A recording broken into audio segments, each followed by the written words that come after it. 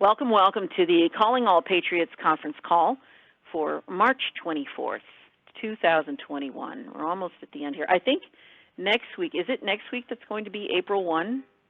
I think so. I believe that is, no, it'll be March 31st. So one more call in March, and then we'll be right along to the April 1, the Fool's Day. Count me in as a fool. In any case, so glad that you are joining tonight. The name of our call tonight is Factory Standards, and if you've had a chance to look at the piece put out for the week, we're going to be talking about some of those things. I also wanted to bring up a few other things. I had listened to Phoenix's Patriot Intel report today, and that was, I don't know if you've checked that out, but you really do need to. It's quite, it's a little mysterious, but it's also, I think, something that probably all of us should be paying attention to. In any case, let's go ahead and start with our digital oaths. And there was a suggestion that perhaps it would be a good idea for all of us to have this, and if you want to say the oath with me, that's great. Somebody asked about that, and so if you do want to do that from here on out, that's great. I can send it to you, or you can look it up. It's very available, completely available online. But if you do want to go along with me, that's great. Otherwise, I'm just going to go ahead and say it now, and you feel free to join in if you want. Okay. I do solemnly swear that I will support and defend the Constitution of the United States of America against all enemies, foreign and domestic, that I will bear true faith and allegiance to the same, that I take this obligation freely without any mental reservation or purpose of evasion, and that I will well and faithfully discharge the duties of the citizenry of which I have been so blessed with. So help me God. Where we go one, we go all.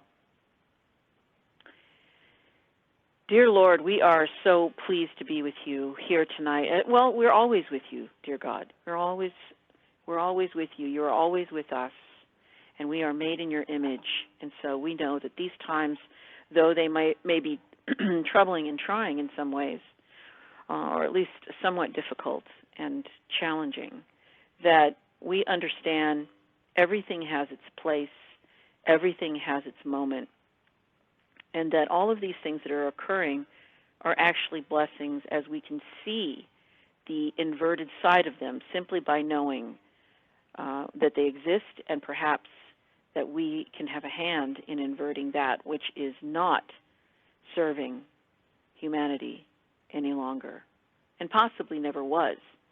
But as the fear does subside at least somewhat, and at least we know where the fear belongs, and that we are always home with you, and in the perpetual protection of you as our Heavenly Father. We know that all of these things cannot damage us, they cannot touch us, they cannot mar us.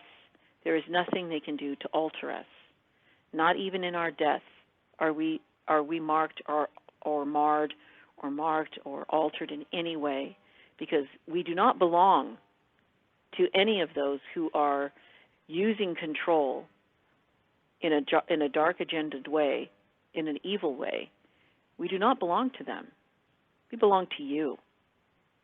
We know this.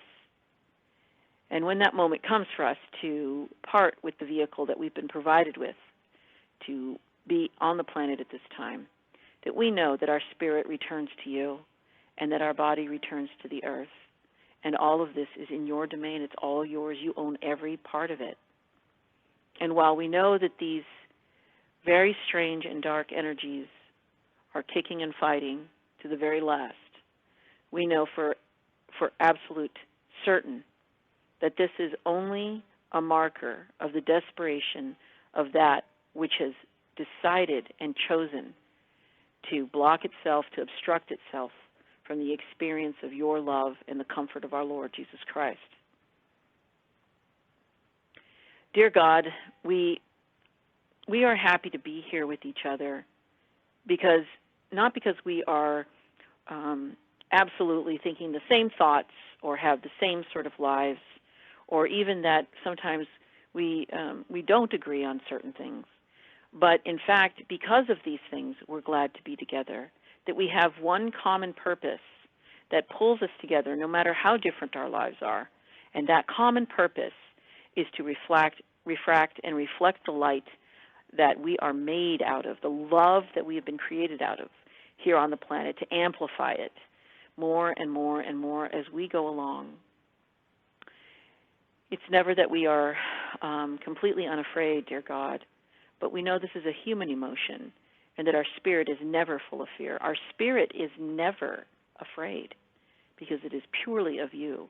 And so we allow our spirit, we allow the Holy Spirit, we allow the Spirit of you to direct the human more and more and more. And as we do that, we find satisfaction in our work. We find satisfaction and joy in the things that we share with each other. Something as simple as making each other laugh, and to find in the things that we thought were so serious before, perhaps, have something in them that reflect back to us the joy and the fun and the ideas of the children that we started as, and that we still are as your children. We prepare for these times that are filled with many travails. We prepare for these times that are difficult, but we also know that we are only preparing for these times because in that we are also preparing for the good and for the joyous and for the beauty of our expression as it is coming forth, as it's being absolutely forthwith more and more and more. And we thank you so much for that, dear God. We do. We thank you for the ability to laugh. We thank you for the ability to look at ourselves with compassion and to know that there is no desire, that there is nothing that we could possibly ever feel that is a wrong feeling, that as we become closer to this united self with you, as we actually unobstruct the personal human sovereignty that we were made with, that we know exactly what to do with these feelings, and that sometimes, even though we may not believe everything we think, we know that we are in your keeping, in your care, in your comfort and love, and that these are all things that even though we might think things that we later would say, wow, why did I ever come to that? That in your care we are able to release the erroneous thinking about certain things that we might have. There is much evil happening in the world, and the evil that is existent and left is fighting and kicking and screaming for its existence, for its perpetuation. And we know that it cannot touch us because we are in the eye of the storm with you, dear God. We are in the calm. We are in the absolute still and know that you are God. And in that, nothing can touch us. We are not made from the evil. We do not reach out and touch the evil. We know we ourselves are not evil inherently, and that as that moves and swirls around us, we put more light on that center, that eye of the storm, so that others that are seeking to not be swept up in all of that can actually stand in the stillness of you. We know you are a true home, and we thank you for your Son, Jesus Christ. We thank you for that, for bearing that, for watching your Son suffer as a human, and to fulfill every single prayer that any of us have ever had perfectly. We thank you for these things, and we thank you, Jesus Christ, for doing that.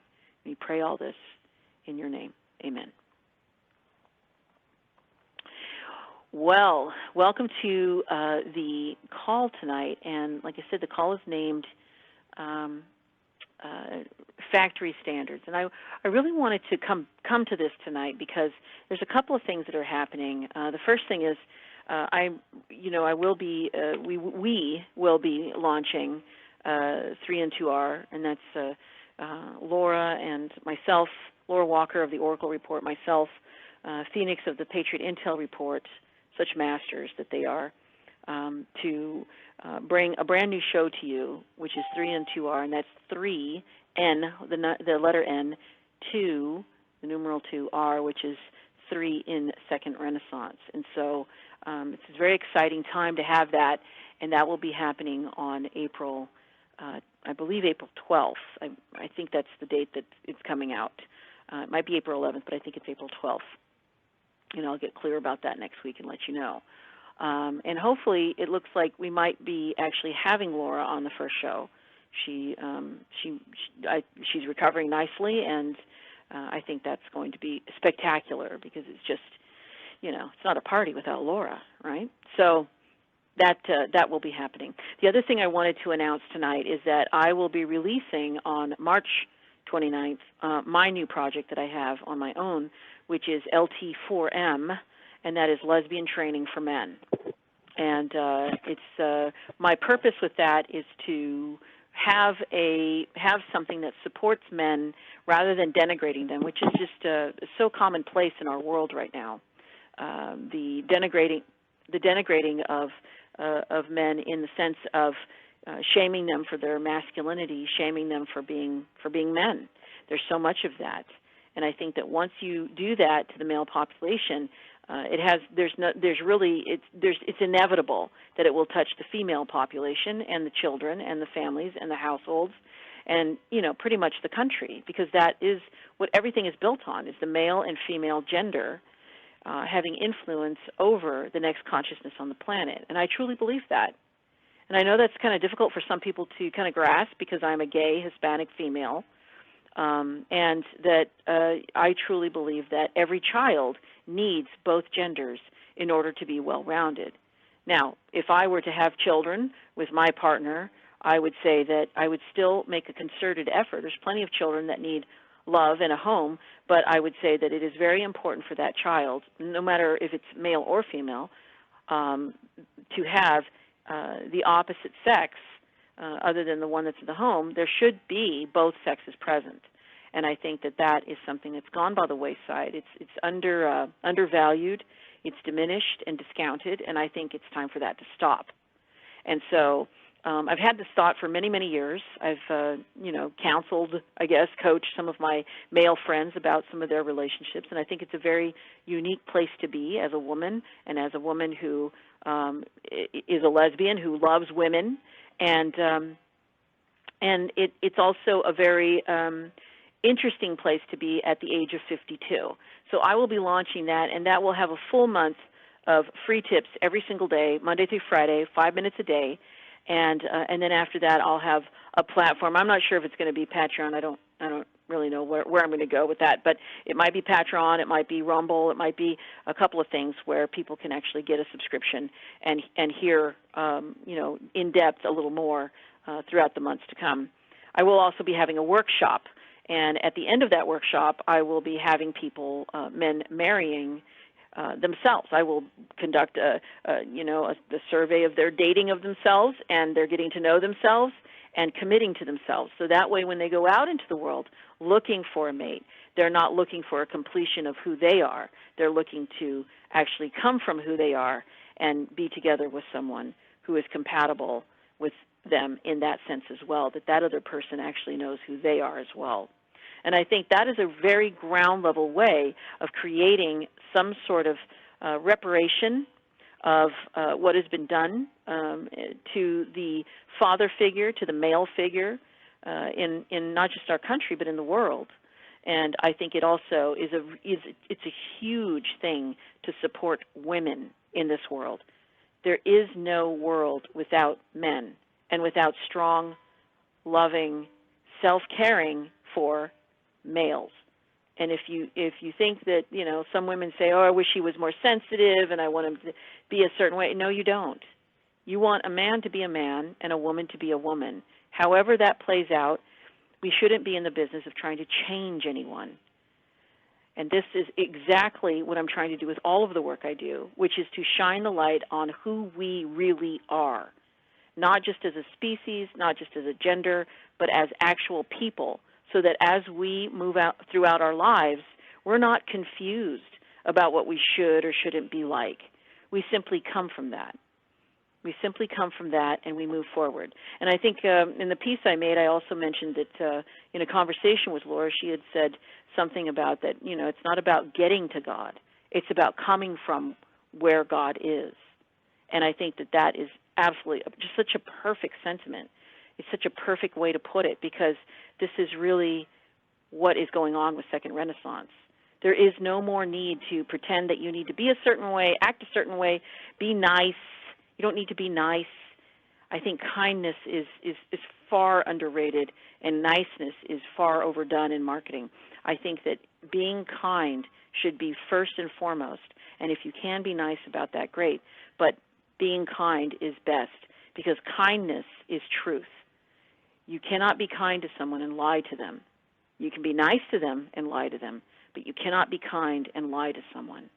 And so I think that once we stop that and stop the lying, perhaps some of the lying to ourselves about something or a series of things, that it's naturally something we won't find necessary if we find it necessary now to do.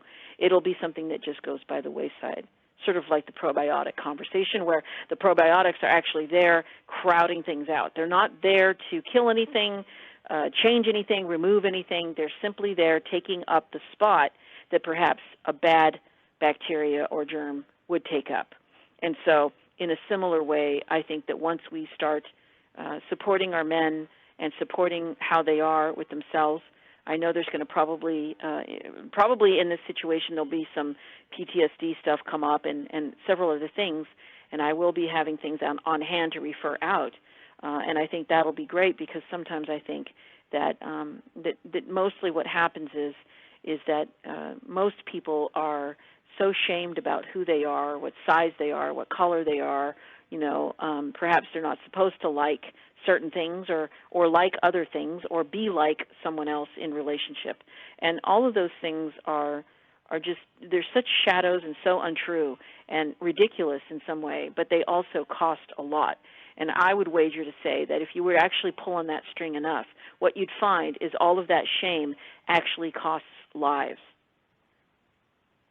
There's nothing more expensive than blood.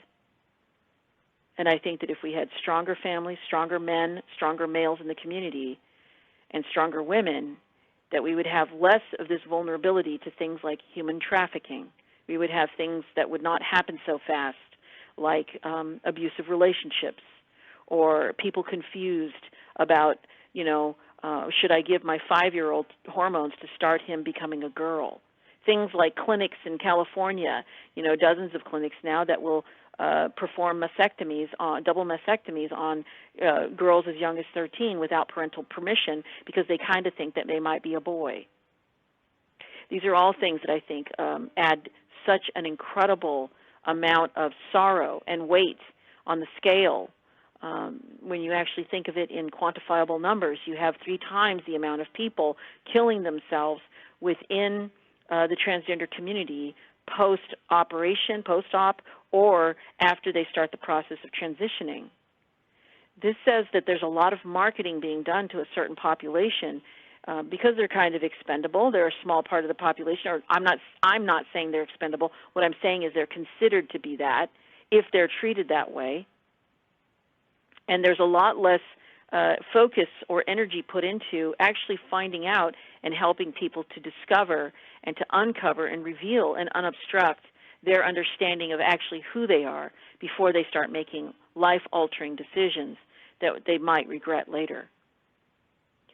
These are all very important things, I think, that come out of the very basic situation of tearing down at least half of the population, which affects the other half. And when that occurs, what we see are so many things that we're seeing now. Some of the questions from last week, well, when are we going to see something? Well, we are seeing something. When is this going to happen? Well, it is happening. All of us are coming together, and that is a big happening. I've been thinking about this project for, I'd say, at least 2 decades, and it has kind of a funny start, but I would say that without you, without this thing that we're building together, that it might have taken me much longer to come to the place of serving in that way. And yes, it's funny, and there's some funny things about it, and yes, I can't stand the word lesbian. I've never liked it, but it truly is That's exactly what it is. My experience and my wisdom and the wisdom of others being funneled through to help that which is to occur next. And that's why, all of you on the call are so incredibly important, because your wisdom and what you're going to leave behind as a legacy, as a time capsule, for even if it's just a few people, even if it's just one person that hears you on this call later, whenever their now is, that truly is the contribution and the strength of the wisdom of what we have lived brought forward. And so I wanted to put that out there tonight. I'm very excited about this project. I've been working very hard on it, and it's going to be a lot of fun. I've interviewed now probably a dozen people to get some feedback on what I'm doing and what they want to see out in the world, and some of the issues that they see are occurring. And some of them I'm like, yep, I've heard that before. But there are many, many points that I'm like, wow, I would have never even thought of that or known about that. And so it's truly it's eye-opening, and and honestly, it's the perfect divine timing to launch this. So I'm very excited about it. Moving into our topic tonight even more, what I would say is that the return to factory standards, it's such an important thing, I think, to concentrate. I know what Phoenix has said. I don't know if you caught his piece today, his show today, but what he was saying is that Q is absolutely correct. Like, there is nothing incorrect or inaccurate about what Q has been bringing up and all that. But he did say that basically that almost everyone has gotten that interpretation incorrectly. And so a lot of that is coming to light that is going to be revealed very shortly about what actually was meant by a lot of that, where that is going, what other things need to be dealt with, and what is showing up on the radar. So I'm like you. I'm waiting with bated breath to hear some of that, and to also, to understand maybe where some of my actions are can be adjusted to kind of go with that. But in the end, one of the things that he says over and over on his piece today especially, but he says this all the time, and most of us do say this, and in the end, God wins. So it matters not, really. And I've said this before when I was on on terrestrial radio and all that, and that is that none of us are needed. None of us are ever needed. We're not needed. We are wanted. We are invited. We've accepted the mission to be here. This is not a situation of God as being codependent with us and needs us to do stuff. It is simply untrue.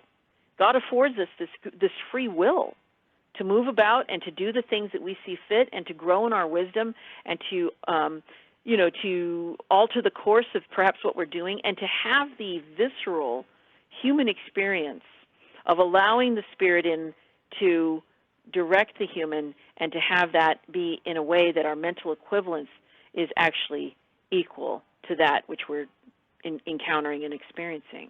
And so we are never needed. This is not about what are they going to do when I'm gone. Nobody will be able to function.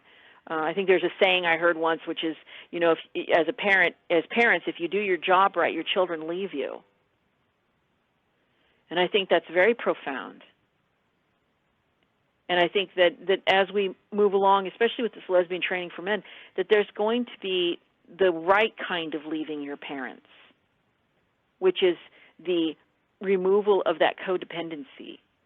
And instead to understand, instead of the codependency and then the enabling and all those things that happen sometimes, it'll be interesting to watch the interdependency grow, how we can be in a healthful way interdependent with each other, and to set things up with communication and understanding about how that's going to go and how we want it to go and what our desires are, and to be honest about the things that we want, honest about the things that we want to do, and honest about the things we don't want and the things we don't want to do.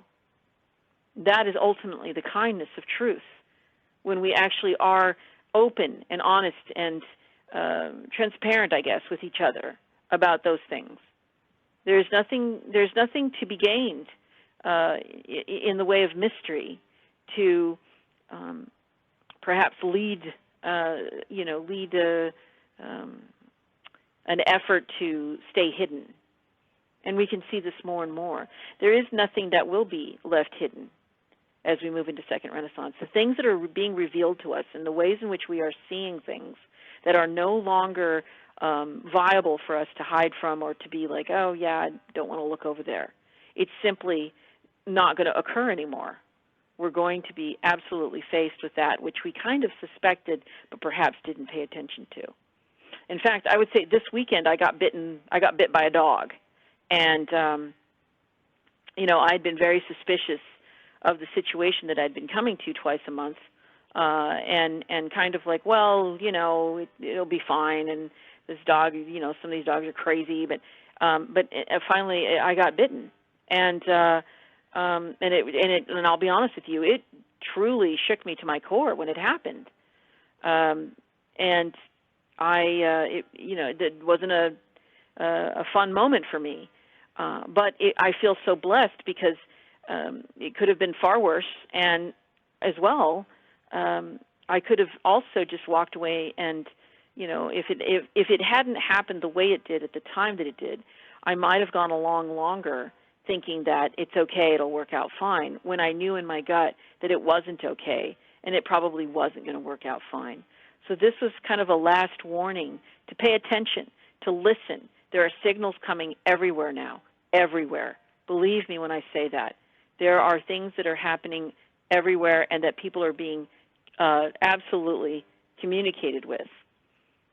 And in your life, which I'm not in your life and you're not in my life in these very particular ways, that if you pay attention to what you're seeing and what you're hearing, this is why I've been so incredibly just very excited about bringing the, feeling extremely motivated, shall I say, to bring you these concepts that we've gone through over the last couple of months, particularly the inversion, because everything that you're seeing, if you don't like it, it's calling to you to take your part in how to invert it. If you're seeing something that is wrong, if it's hurting someone, if you're hurting someone, whether it's intentional or not, those are the moments to look at that and say, if that can't continue, then what must I do? Is there anything I can do? Is there anything for me to do here? And in my case, what was there for me to do, because there was someone getting hurt, and that someone was me. So what was there for me to do? Well, to assess it quickly, there was nothing that I could do to change that situation, but I could 100% change the situation for myself, and that is to not ever be in that situation again, and to be listening a little closer and not just ignoring that which I don't really want to hear. These are times of breaking that codependence, of being in that arena where I hope quickly that we come to that we're not breaking codependence anymore, that we're actually moving forward out of that, having done that predominantly, into the enjoyment of our interdependence and into the sharing of ourselves, not the leaning on each other simply because we don't think we can, that there's nothing else to lean on. We are leaning on each other, and we are grateful for each other. And this group, I think, is very clean of that codependence. And I'm very glad of that, because I really enjoy being of service to you, and I really enjoy what I'm doing with you here. And I enjoy my work anyway, period. And so I feel so blessed to be somewhere where that I can do my work that I came to the planet to do, and accepted the invitation and took on the mission, as all of you have too, and to actually have a very clean clearing to do that in. And so the returning supposedly to factory standards is not about changing who you are, getting angry with yourself because you're not a certain weight, you're not a certain mindset, or perhaps you feel upset, or perhaps you have some angst. This isn't about that you're wrong for that. I think there was too much of that in New Agey stuff where, if you're not blissed out, then there's something wrong with you. Or if you're not blissed out, you're not meditating hard enough. Or if you're not blissed out, you're not eating enough plants. There's just so many ways in which to get around that and collect more money. But I'm here to tell you there is nothing, absolutely nothing wrong with you. Absolutely nothing wrong with you. And in that, when you really know there's nothing wrong, that you are always at factory standards that God created you as, that there not only is that a very freeing thing, but it's also a moment for you to realize that you have the responsibility of moving forward from that place and really doing your life. People talk often about, particularly in religion, about blasphemy and being blasphemous, and oh, that's just not a good thing to say, and all of the behaviorally altering or attempt to alter behavior or speech, and censorship and all those things. But I would say that where is the focus on the blasphemy, the ultimate blasphemy that happens when you don't live your life? That is the most precious thing that God has given you, your life. Your life. And when you are steeped in the shame or the dogma and the doctrine that you've got to do stuff to get to yourself, to get to God and get to yourself even. You've got to go through all these little steps, and you got to put the corset a little tighter, like in the Victorian era. You got to you got to be a certain thing and try to at least look like that certain thing. And if you don't look like that certain thing, then you must be self-flagellating in order to be acceptable, so that you can reach that certain thing that is absolutely not even second best of who you actually are. It is really time to take those reins and understand the strength of your nature. The strength of it, just like in the Style Council song, Strength of Your Nature. What an incredible song. When are you going to find the strength of your nature? When are you going to let yourself take control? And no matter what's going on out there politically, religiously, culinarily, it doesn't matter. It truly, it does not matter. Economically, you are here and you have answered a call. You are here because you decided to be here. You decided to bring your love and your filter through which that love comes to the planet right here, right now. There is no other time. There is only now. There is no other time. There is only now. And so to be concerned with things that you can never alter, the chagrin of God, the joy of God, you cannot alter that. You can only fulfill that which you were created as in order to be in calibration with that love of God and the unobstruction of that energetic connection. And so therefore, you are always at your youth. You are always at your factory standards. And you are always the perfect design of God. You are always in that Holy Spirit that you allow more and more and more to direct the human so that that experience becomes complete.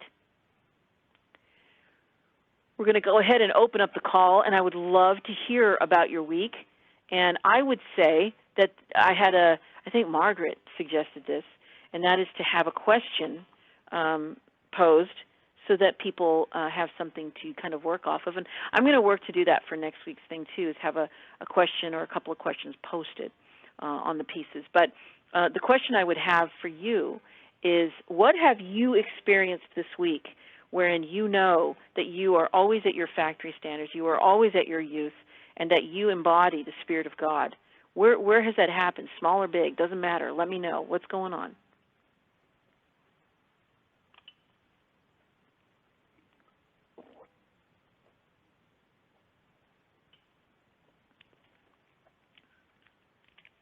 Don't be shy.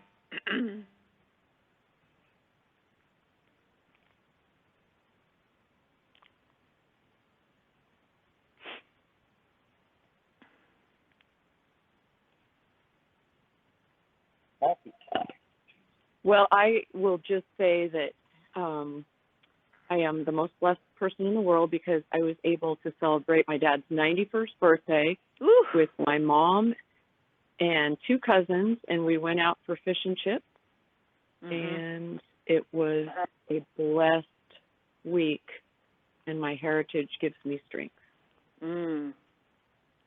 Lovely. That is just a very huge blessing.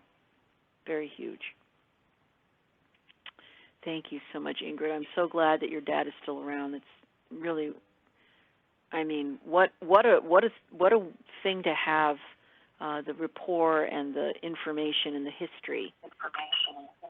It's just lovely. And that we can talk openly about all of the challenges in the world today, too, on top of great parents who are still healthy, but that they're not closed off and divided politically or spiritually.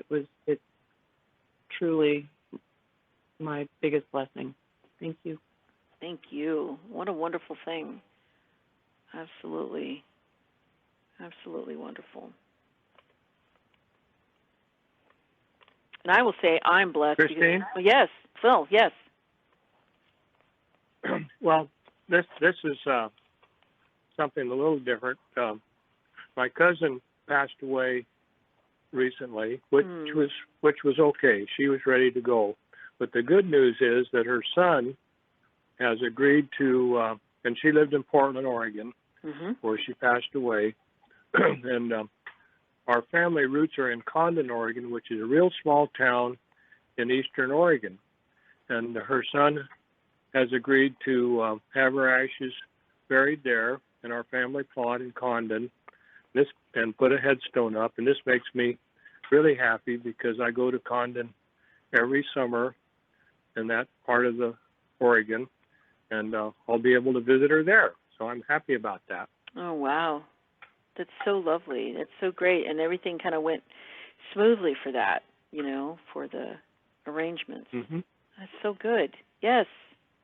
Very good. Well, I'm very, I'm sorry about your loss, and I'm also, I'm glad that her gain is heaven and that you will see her again. Lovely.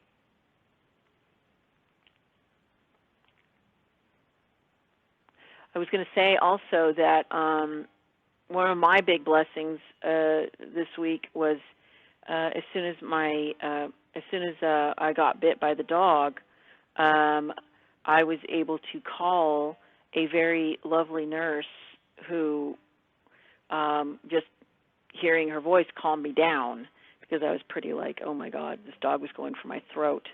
And it was Ingrid, and she was just right there.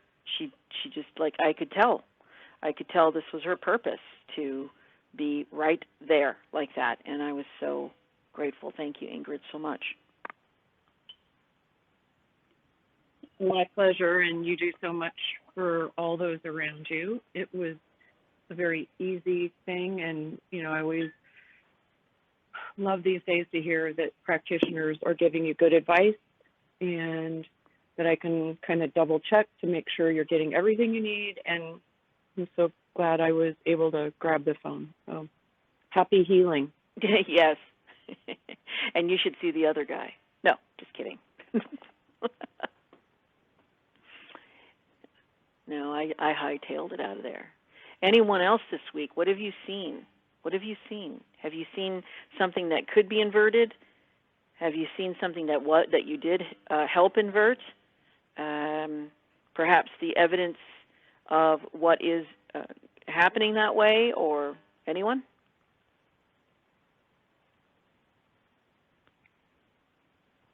Hi, Christine. It's Margaret. Hey, Margaret. Hey. This is probably stupid, but what you just, anything else that couldn't be inverted? Well, my neighbor was making a homemade sign for, there's an archery club nearby, and she walked in, and it was really, whimsical, amateur, like a, whatever. And she said, oh, I can't, she was getting the tape out to tape the lines and try to stencil it, and it was all jumbled up. And so I said, well, do you want me to? Because I love lettering. I learned calligraphy in 6th grade. I just intuitively cut off a fountain pen at an angle and just taught myself. And and the nuns at my Catholic school were like, how'd you learn that? I go, I don't know. I was divinely instructed. And so I ended up making a lot of hand lettering back in the day before computer graphics. you could just order it. So, I did calligraphy, and it's a passing thing. Handmade signs as well. Well, now you can just order it on vinyl, way cheaper and faster. And so some people, when they make a sign, it's like, oh, boy, they don't want, it's not a welcome thing. Well, anyway, so I said, I can freehand over that with the press. You can? I said, yeah, it'd be fun. So I was going over the lettering that she constructed, and it was just driving me nuts because it could have been better, but I didn't want to say anything. She's just a dear, and put the one coat on, and it's 50 degrees. It warmed up to 50, so we think it's summer. Snowing today. When it's 50, it's wow. So, but paint doesn't dry. The can says 77 degrees, 2 hours. So I said, well, let's just take it overnight, and I'll be back in the morning and put on the next coat. So I couldn't sleep on Saturday night. I was like, I just want to do it over, but I don't want to offend her. And, I was thinking, how am I going to tell her? How am I going to? So I just thought, I'm just going to be truthful and say, for one thing, I'd like to bring it home and work on it in my house so I don't have to worry about weather. And the other is, I really want to start over, but I don't want to hurt your feelings. And she looked at me and said, yeah, I'd be fine. Like, it wouldn't hurt her feelings at all. Like, really? So I went home with her son carried. It's an 8-foot-long board, and been working on it all week. But I just love it. It's like I come to life when I have a paintbrush in my hand, and that I have a purpose, and that I'm going to be seeing it. That was the other thing, too, partly selfish, because every time I turned down my little dirt road, I would see the amateur well, this is amateur, too, but the one that didn't have a grid to construct the letters. And it's like, I don't mean to be a snob, but I just really like letters. I remember being a little baby tracing the blocks, tracing the lettering on the blocks. It's just something, my thing, but I never made a career out of it because I'm not a computer. So anyway, I'm so excited. I'm working on, right now as we speak, I'm working on these big 8-inch letters and the shading. And it's tedious to some, but it's really therapeutic to me. And I feel like I'm making, and it's volunteer. I'm happy to do it. And she said, are you sure? And I said, yeah, if you would have asked me months ago if I would, because there's an existing sign that's totally beat up from the weather, really badly done with stencils. And I always wanted to, I want to redo that sign, but it's not my place. And I guess I could have volunteered 2 years ago and said, can I redo that sign? And so when her and her husband, he's like the chief of the archery club, he's like, no, that's great. He was just relieved. And so here I would have not said anything and traced hers, but then I thought, no, I'm just going to be loving and truthful. And I didn't have to say, your letters are different sizes and it's going up and down. I didn't have to nitpick why I didn't like it. I just said, I'm willing to redo it, and I would love to. And that's true. It's my truth. I'm loving doing this. So I don't know. But it's kind of that second Renaissance thing. It's an act. Yeah. It's like, all right, instead of thinking, I think there's a lot of times I don't step up or I don't do things because it might offend someone. I don't want to hurt anyone's feelings because I want to be nice. And I really like how you said there's a big difference between kindness and nice.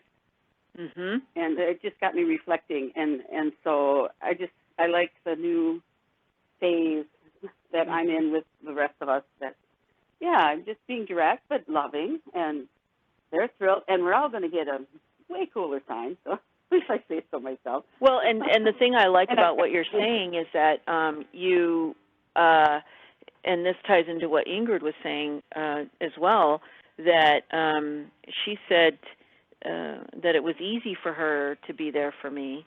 And why? Because there's this misunderstanding, this misdirection, I think, in fact, that things that we do as our purpose have to be complicated and hard. And they don't. So, like, for instance, today I have a class every Wednesday, and one of the things that the class, what came up in the class was that there are things that kind of make your skin crawl that you don't want to do. Like for me, that's IT stuff, okay? And there are things that would make somebody else's skin crawl that you love to do. Like there are people that I know that don't want to talk to a bunch of people. And that's my lifeblood. I'm like Chatty Cathy, get me at them, let me at them, right? So, he's like, just get the person who is in heaven doing IT stuff to do that, and you do the thing that's your heaven.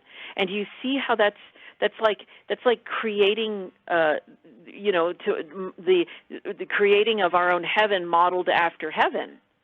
I mean, really, like, why do we have to die to go to heaven? Can't we create that? Can't we create that here? And look what you did. You did what you have a thrill about doing. And, perhaps those letters were crooked or off size or not right, because that's not something that somebody else loves doing. They'll do it to get it done, but it's harder for them because that's not really what they want to be doing. It's not their passion. It's not it's not their purpose. It's not part of that artistic. That's not something they vibrate with. And here's Ingrid, like, it would just, like, absolutely, I left Children's Hospital because I couldn't bear to be sitting in the emergency room, when my position was kind of melted because there was a budget cut. I just left after 2 weeks. There was no way I could be in the emergency room. That would have been the hardest thing. It would have scarred me. I would have been horrible. Like, I would have come home and been very upset. It would have taken me a lot to recover. And yet you have someone like Ingrid who's like, she's just so good at that, and it's just ain't no thing but a chicken wing. And I'm not saying it doesn't have value. It does have value, but again, I think there's a lot of this misunderstanding that if it's something that you love to do, that it can't possibly have value, and it does, and it doesn't have to be hard.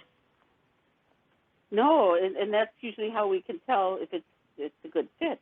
Right? Isn't it a good thing that we have different strengths? And like, I couldn't do Ingrid's job. No, I certainly could not. Good thing we have her, and you good thing gave her a nod. It's like, good thing we have people who can do that. Yeah, it's like I wouldn't have called, like, say, my brother, like, this happened, because he would have been like, get to a medic. He's a systems guy. He would have said, go do that.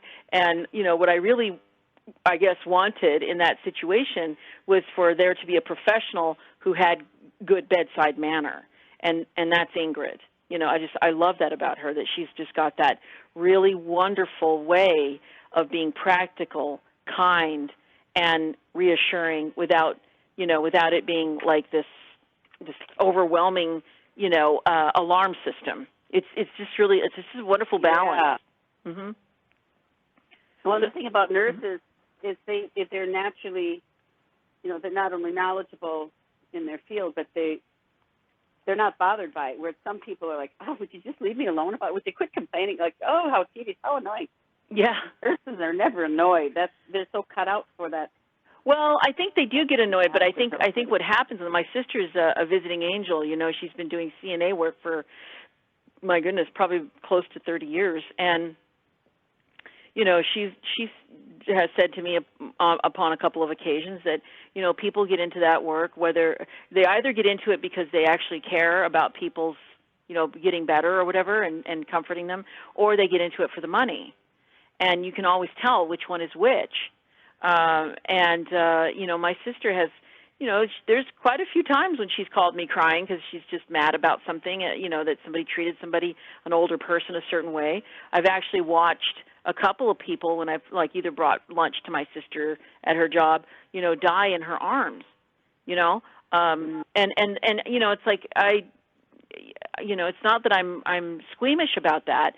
It's just that she is so good at what she does, and Ingrid's so good at what she does, that there is no doubt that they are really what they bring to the world is really valuable. And I think we mistake that with, it's so easy for them. Well, I wouldn't say it's easy for them. What I'd say is that no matter what comes up in that situation, they're willing to handle it because that's what they really care about, and they show that care by doing it.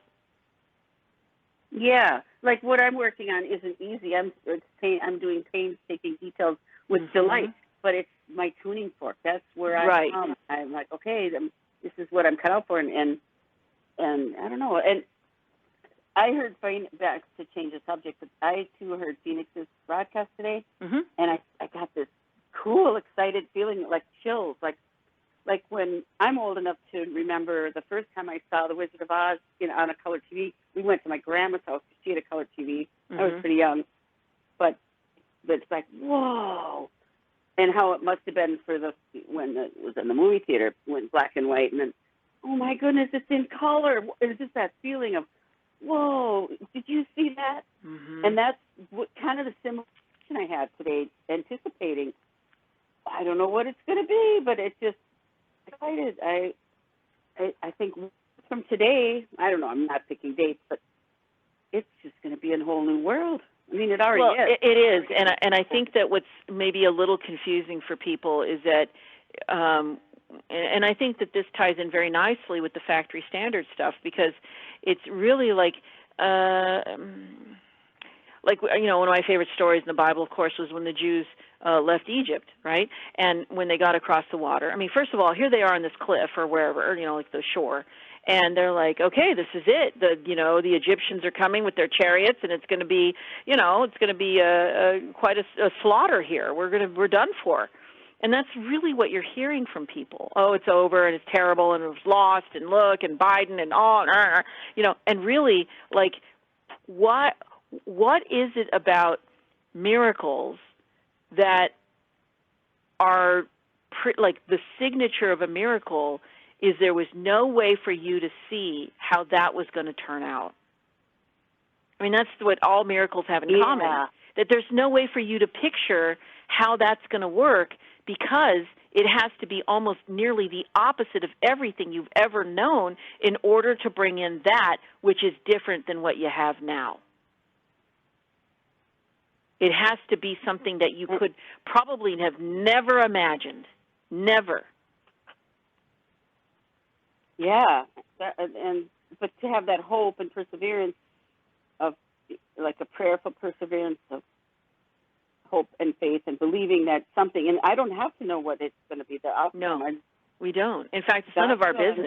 I'm ready for anything. Yeah, it's none of our business, because we can't manage it. What are we going to do? Overthink it, overanalyze, we have all sorts of data and everything. It doesn't matter. I mean, when you look at the 2016 election and Hillary Clinton losing that election, the main reason that she lost that election was because they counted on big data.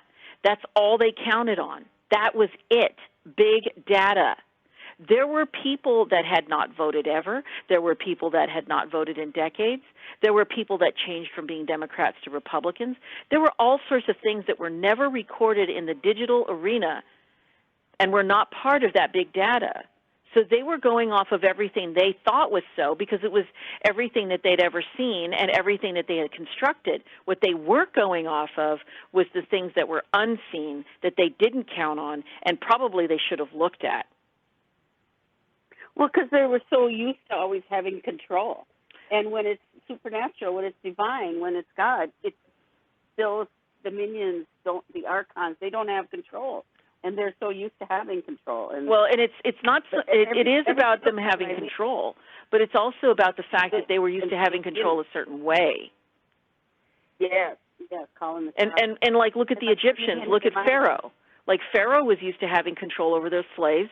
He was used to having it a certain way. He was used to having a certain thing in his own household, with Moses being part of that. He was used to what he had. He was not counting on that which he did not have, taking care of business. Mm-hmm. There's no way that anybody could have seen what happened next in their mind. Nobody could really picture that.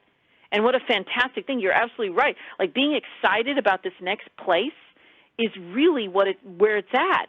All the anxiety that people are feeling, I don't even think it's anxiety. I think it's excitement, but we're not given permission, and we've been shamed into getting excited. We've been shamed about being excited, so we have to make it into anxiety.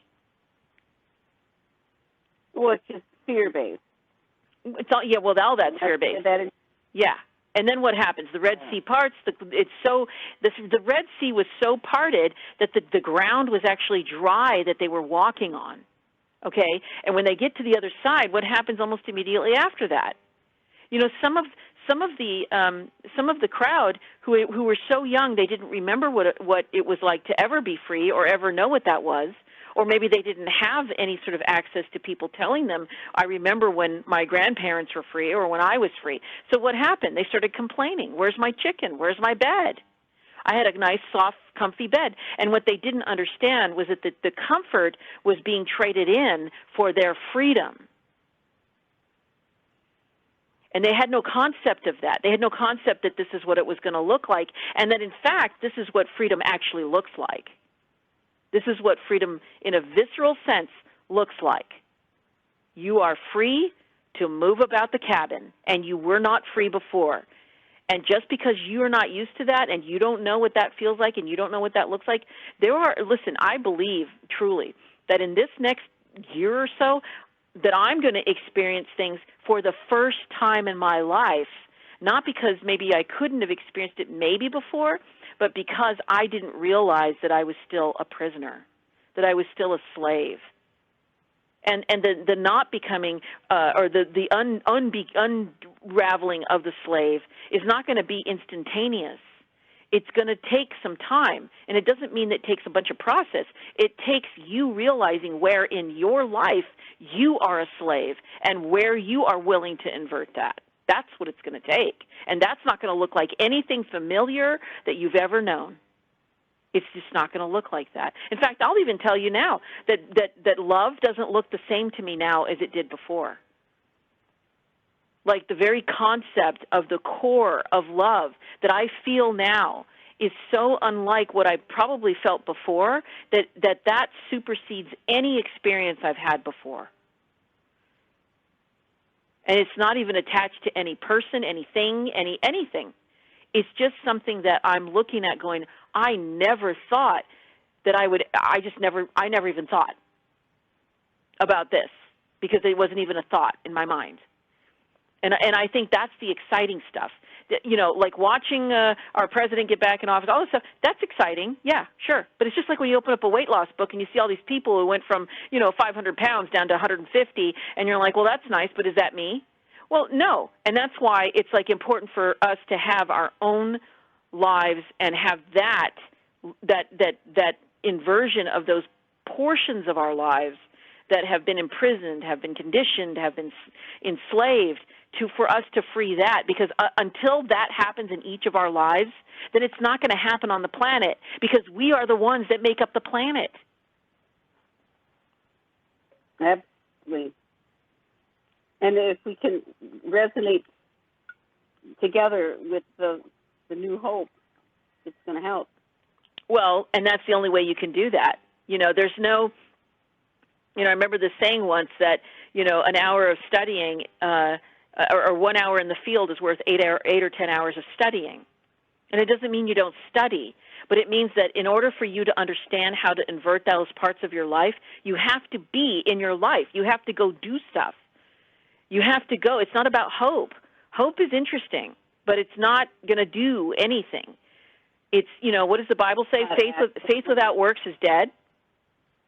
So if you have all the faith in the world, but you never do anything, well, who cares?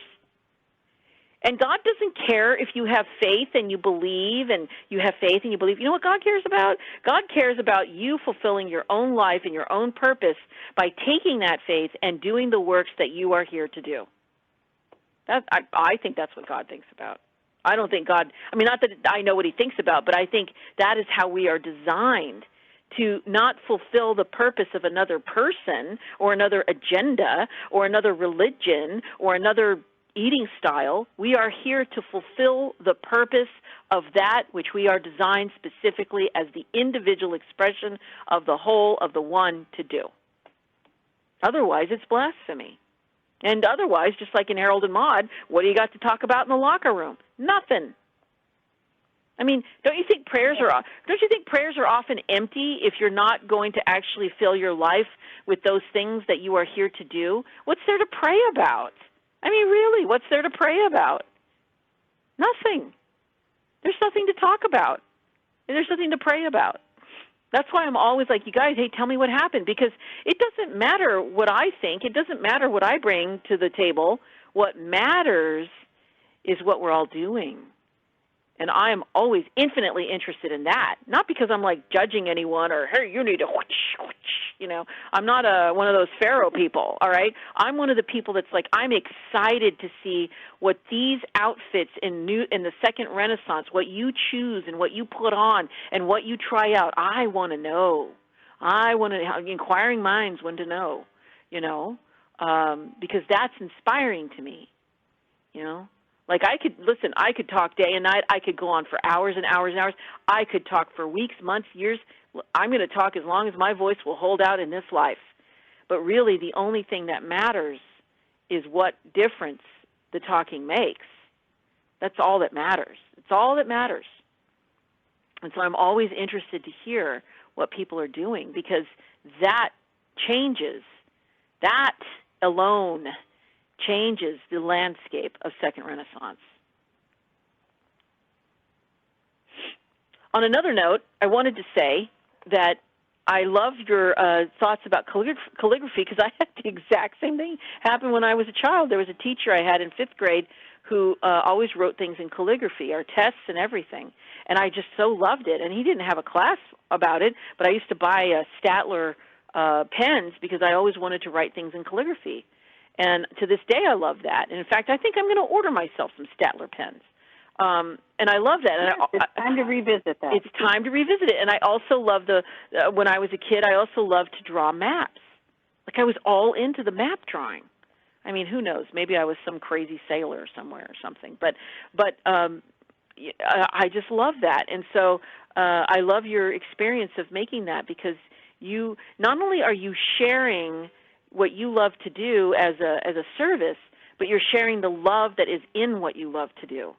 And that's really something. And I just love that. Thank you, Margaret. Well, thank you for bringing that. And you have such a gift, and people, I know you said that you want to hear what people say, but there's a lot of times when I just want to hear you say all your insight. And so, but it is also good that you let us contribute. So, and at first I thought, oh, mine isn't, it's not important that I'm doing a sign, but it was that. No, it is important. With that, yeah, and the vibe I'm in when I'm working on it. So thank you so much. I'll let someone else go. I'm going to hit you. Thanks again. Thank you, Margaret. Thank you. Thank you.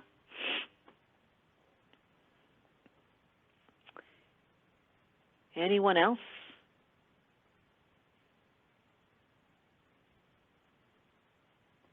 Hey, this is Bev. I do have something to contribute to that. I think right now a lot of talents and things that we've kind of had inside us since we were kids, and we kind of, let's get in the world, work and stuff. It's coming back out, and just getting the feeling of the freedom and I don't know, it's almost like meditating when you get into that state of something that you love, and each one of us have different talents and different things that we can tap into. But I think a lot of the positive thing of being quarantined and in this crazy world has been to sit with our energy and to feel those things that we lost. And I'm getting a lot of those things back, too. And I'm actually taking the time to do them, and it feels good. Yeah. And I think Second Renaissance is about us feeling into that and like you said, following that gut instinct with you and that dog bite. You just knew, but you thought, okay, it'll be all right. I think now more than ever, we need to listen to that gut. Yeah. Because so many things have been laid at my feet in the last week or so. Yeah, that is a good point. Well, and I did have a revelation today. You know, you were talking about that codependence thing, and I was thinking a lot about how all my life I took care of people. What I had a safety net in my mom. No matter what happened, I knew that was the one person I could depend on. I lost her. It'll be 4 years next month. And I was standing there on those crutches today discussing what I found out from the doctor, and I said, God, what is this about? What's the lesson here? Because I want to learn it, because I really don't want to repeat this again. And it came to me, Bev, this is teaching you. You're in the final stages of wrapping up the estate, and you took care of your parents, and now it's your time. And you're learning to stand on your own 2 feet. Wow. And it just blew me away. I was just standing there looking out the window and laughing, going, wow, I asked for the answer, and I immediately got it. So that, you know, I'm looking at this from a whole different perspective. Yeah, and the fact of the matter is that you are, you know, I don't know, Harold and Maude seems to be coming up for me right now, but I think Harold asked her, do you pray? She's like, well, I communicate. And I think that is important, because I think it's important to pray. I do, for me at least. I'm not trying to say, oh, you have to pray, you know. There's plenty of other people that can tell you that. But what I will say is that I feel more now that I communicate rather than just talking to or speaking to. that there is communication. And just because we have a moment of maybe a little bit of time where we don't think we are getting an answer, if we actually inspect what's going on around us, we are being communicated with, and there are answers. In fact, it kind of makes me think, because you're speaking, and I know your music propensity, it made me think of Unanswered Prayers by Garth Brooks. Yeah. I mean, that song where he's like, just the other night at a hometown football game, my wife and I ran into my old high school flame, and as I introduced them, the past came back to me, and I couldn't help but think of the way things used to be. She was the one I'd wanted for all times, and each night I'd spend praying that God would make her mine, and if only He'd grant me this wish I wished back then, I'd never ask for anything again. Sometimes I thank God for unanswered prayers. Remember when you're talking to the man upstairs that just because he doesn't answer doesn't mean he doesn't care. Some of God's greatest gifts are unanswered prayers. Then he says, she wasn't quite the angel I remembered in my dreams. And I could tell that time had changed me. In her eyes, too, it seemed. We tried to talk about the old days. There wasn't much we could recall. I guess the Lord knows what He's doing after all. And as she walked away, I looked at my wife, and then and there I thanked the good Lord for the gifts in my life. Some of God's greatest gifts are unanswered prayers. And I think that even in this, what you see is that the unanswered prayer is actually an answered prayer. It just doesn't look like what we thought it was going to look like. And nothing's going to look like anything that we could ever imagine, what Laura's saying with the energy. And I truly believe that. So it's kind of like finding your way, and it is exciting. Sometimes it can be a little scary because I'm one of those cardinal signs of Libra, and I don't like change. So that's been nothing in my life has been nothing but change in the last 4 years since my mom passed and everything. It's just been really crazy, but I tell you, it's given me the time to do a lot of self-work and just be able to stand up now and say, okay, I'm ready to do whatever I'm being called to do. And it's in several areas, and that in of itself is exciting. Absolutely. It's amazing when, like Margaret talking about the calligraphy and me recalling the calligraphy and the map making, and you're, coming to these things of change, and it's like, it's sort of like that Led Zeppelin, been a long time since I rock and rolled. And it's like we all know what that feels like in our lives. When we know what we want to do, we used to do it maybe, and now we're like, can I really do it again? Can I really do this that I love to do? Yes, this is the time. This is the time. We are supported. Yeah. We are supported at this time. No doubt in my mind. No doubt. Yeah. What a lovely thing. What a lovely thing. Yes. And thank you for bringing that up about change, because I don't know if it's a Libra trait or not, because I'm a Scorpio, and I'm like, change what? No, no, I like it like this, okay? I want my coffee like this. I want this like this. Don't touch it. Don't move it. Don't. And, it's good to have that practice of, yes, I like it like that, and I also know there's change. Yes, it's inevitable. That's one thing my mom always told me. There was a song by Patty Loveless about how can I help you to say goodbye, and it's just talking about the stages of your life and the changes, and that was a really good song that helped me through a lot. But, yeah, nothing stays the same ever. No, it doesn't, and the only things that stay the same are the truth. Exactly. That's it. Listen to Williams, everything changes but the truth. And, that's how it is. And really, how can you know what you like if you don't have any sort of change or anything happen in your life so that you can actually see that? I mean, there's so much that's been robbed from people, with these lies and this conditioning, that most people don't even know what it was like before. They don't know what it was like to have privacy. They don't know what it was like to actually have porch time with your friends and to connect that way. And to, it's like if we're all just here to be on Zoom or, text message or whatever, then why did we even come to the planet? You don't even need to be here. So it's really about, like, even the things that we find to be not so agreeable to us, or change is coming or whatever, that those are the moments to really understand that at the very basic level, it's reflecting back to us that which we do love, because maybe that thing that we're seeing isn't something we love. Everything has a message.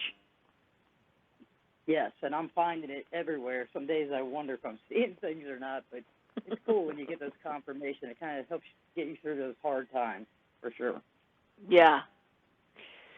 Right. Well, thank you so much, Bev, and I know we're going to chat tomorrow, so I'm looking forward to that big time. Yes. Me too. Me too. We got a lot to share. For sure. Thank you. Thank you. Anyone else? Swing, bada, bada.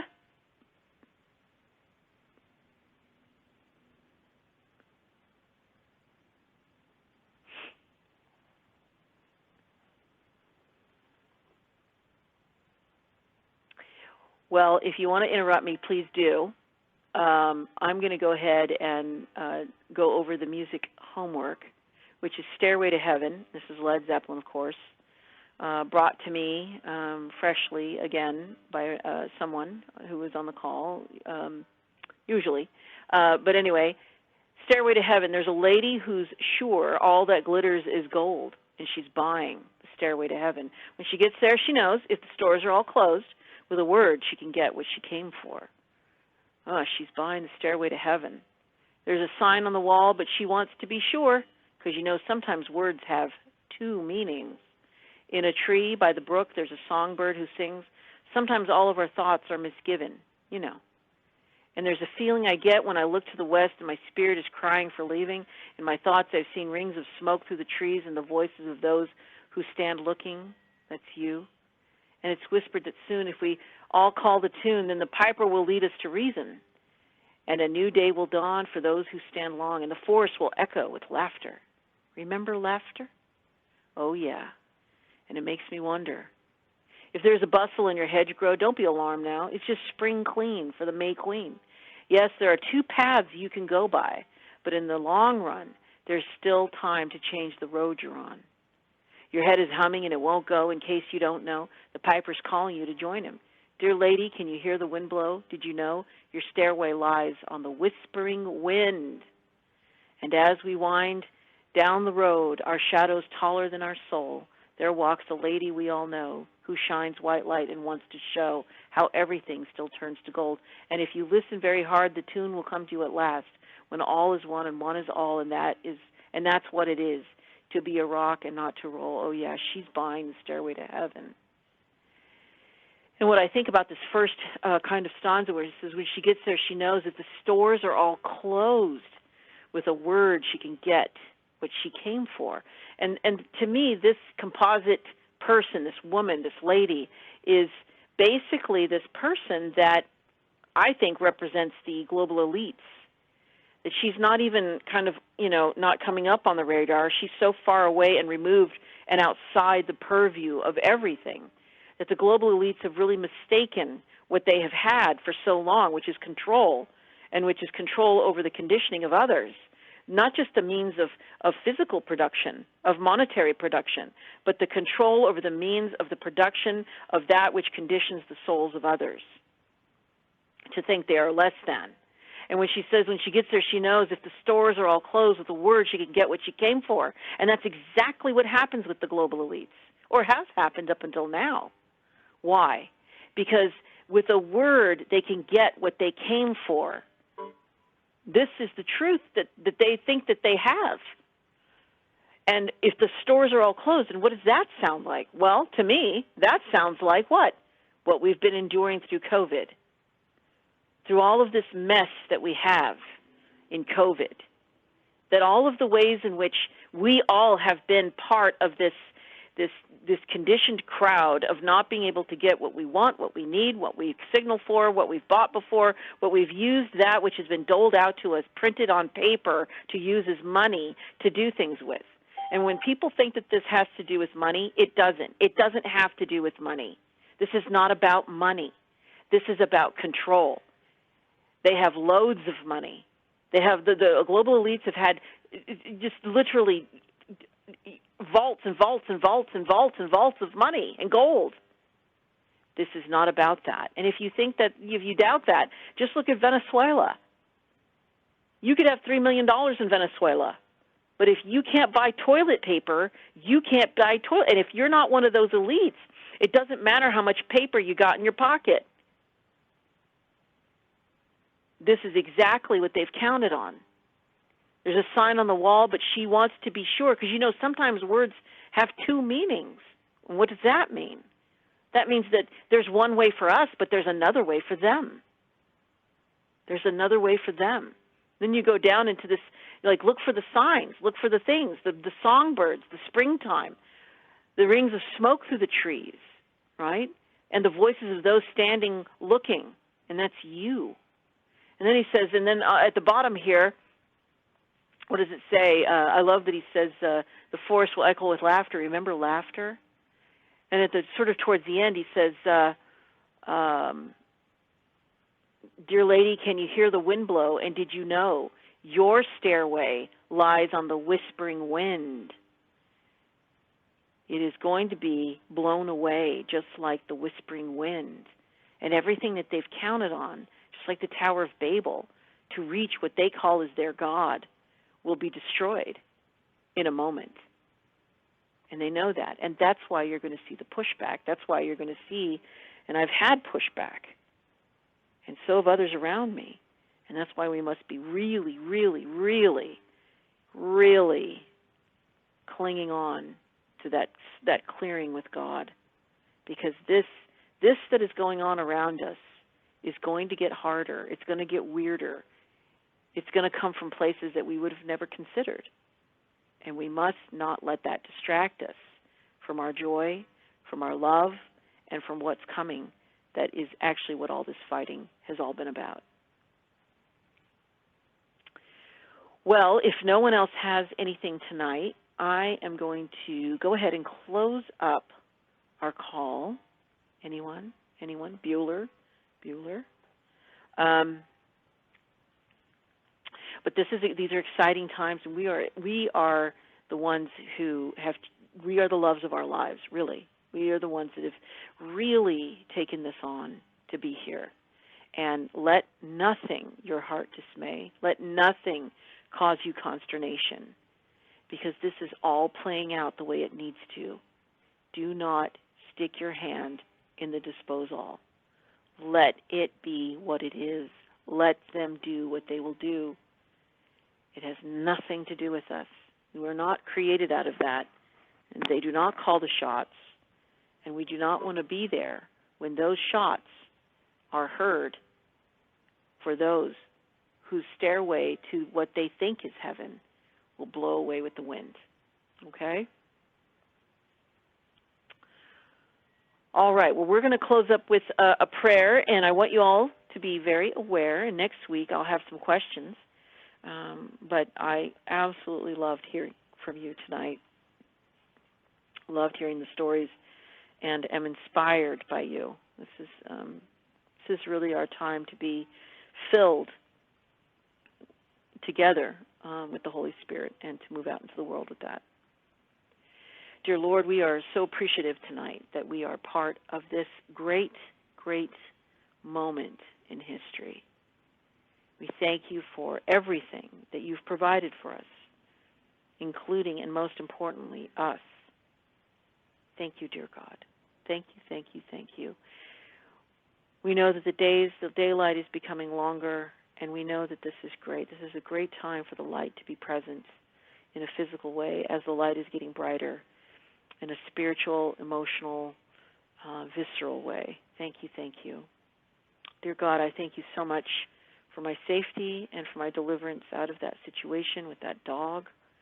And I really pray for those who are in tumult tonight and having some suffering and perhaps are being affected by things that are, that are not in our purview.